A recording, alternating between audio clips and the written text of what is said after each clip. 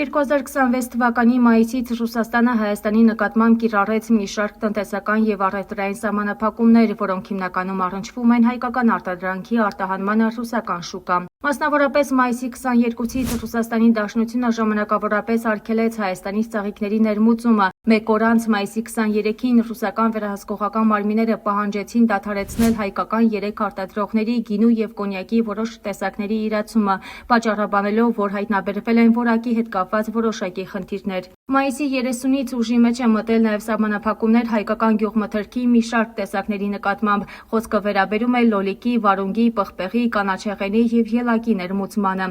Բացի այդ, հունիսի 2-ից սահմանափակումներ կիրառվեցին նաև Հայաստանից արտահանվող մի շարք կորիզավոր մրգերի վրա՝ ծիրանի, կեռացի, դեղցի, նեկտարինի, սալորի և խաղողի։ Ռուսական կողմը կասեցրել է նաև հայկական մի շարք ձկնարտադրողների սերտիֆիկացումը, ռուսական շուկայում գործունեության հնարավորություն թողնելով միայն սահմանափակ թվով ընկերությունների։ Ավելի վաղ սահմանափակումների էին ենթարկվել նաև ջերմուկ հանքային ջրի առանձին խմբաքանակներ։ Տնտեսական սահմանափակումներին զուգահեռ հնչել են նաև քաղաքական բնույթի հայտարարություններ։ Մոսկվան զգուշացրել է, որ Հայաստանի եվրոպական ինտեգրման գործընթացը ակտիվացնելու և Եվրամիությանը մերձենալու դեպքում կարող է վերանայել կամ դադարեցնել արտոնյալ պայմաններով գազի, նավթի և չմշակված ադամանդի մատակարարումները։ Ռուս պաշտոնյաները նաև հիշեցրել են, որ ներկայում Հայաստանը ռուսական գազը ստանում է այլ երկրների համեմատ շուրջ 2,5 անգամ ավելի ցածր գնով և չեն բացառել, որ ապագայում այն կարող է մատակարարվել արդեն շուկայական արժեքով։ Հունիսի 3-ից Ռուսաստանի Դաշնությունը նաև արգելեց Հայաստանից արևածաղկի, կարտոֆիլի, սմբուկի և չրերի ներկրումը Ռուսաստան։